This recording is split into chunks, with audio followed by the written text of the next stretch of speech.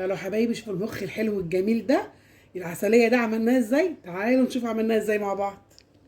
يلا بينا. حبايبي عاملين ايه؟ حبايبي مخبودي وماسة.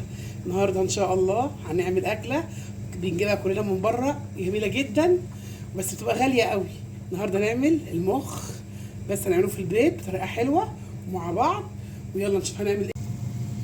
المية دي حاطين فيها جزر، ورق لوري، قرن فلفل اخضر، طماطمايه، شويه بهارات، شويه ملح، وهننزل بالمخ بالشكل ده.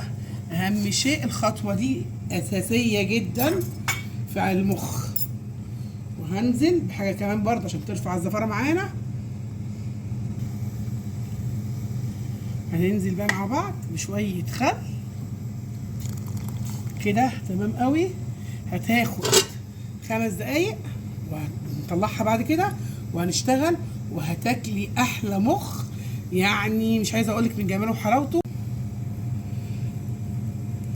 الخطوه دي اللي عملناها بتاعت الخل مهمه جدا علشان ترفع الزفاره بتاعته. وهنرجع نقول مع بعض حطينا ايه في الميه: فلفل، ورق لوري، بصل، طماطمايه، شويه بهارات، الملح، فلفل اسمر، والبصلايه طبعا اهم شيء، وشويه الخل. 5 دقايق هيخلص ونرجع مع بعض تاني. هنحط عليه سنه ملح، ما نكترش عشان انا هحط عليه اللي هي مرقه فوريه فيها كل التوابل بتاعتي وبتديها ريحه حلوه اهو مع بعض. وهتاكلوا احلى مخ بتاع المحلات اللي بره. وهنحط عليه معلقتين بصمات بالشكل دوت، وبعدين بيضه. كل الحاجات دي مش هتاخد معاكي 10 دقايق اهي. ونحط بيضه عشان ندعك كل المكونات دي نعملها ونهرسها مع بعض. وسنه شطه صغيره قوي اهي بس كده. وحطينا حاجتنا كلها. هنمسك بقى كل الخليط ده مع بعض بالشكل ده كده اهو، زي ما انت شايفه، اسهل مما يمكن. ادناله ال5 دقايق على النار في الميه اللي احنا عملناها لها.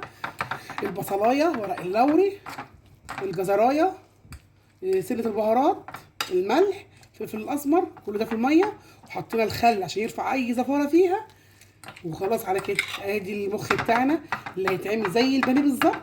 وهتشوف شكله جميل جدا ومن حلاوته مش هتبطليه ان شاء الله. وزي ما قلنا نقول اللهم صل وسلم وبارك عليك يا حبيبي يا رسول الله. يومنا كله بيبقى فيه بركه اهو. ادي الخطوه المهمه قوي عشان المخ يطلع معاكي ناجح وجميل.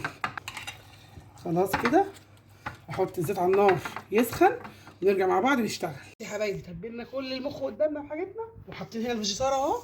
بالطريقه دي هنعمل كده، نعملها قراص اهو زي ما انتم شايفين كده. مفيش اسهل ولا احسن من كده اهو. نفضيها كده هتبقى قراص زي البانيه اهي. ننزلها كده بالشكل ده اهو. تحطيها كده، حط عليها الكيس بالشكل ده اهو. شايفين؟ اسهل من كده مفيش اهو يا حبايبي. قلنا رايكم في وصفاتنا ان شاء الله تكون خفيفه عندكم في عمايلكم وتعجبكم ان شاء الله. بس ما ننساش اللايك والشير عشان نكبر بيكم وليكم زي ما احنا معودينكم اهو. سهله جدا. نعملها كور. معلقه البقسماط اللي احنا حطيناها فيها بتمسكها تخليها زي الفل معاك، زي قرص طعميه كده. هو ده المخ البانيه، مفيش اسهل من كده مع بعض اهو يا حبايبي اهو. عايزه تعمليها كبيره، قرصه كبيره، قرصه صغيره اهي زي ما انت عايزه. بيطلع معاكي جميل جدا وريحتها جميله. شايفين؟ ان شاء الله تعجبكم وتبقى معاكم حلوه. انا بوريكي كذا طريقه تشتغلي بيها.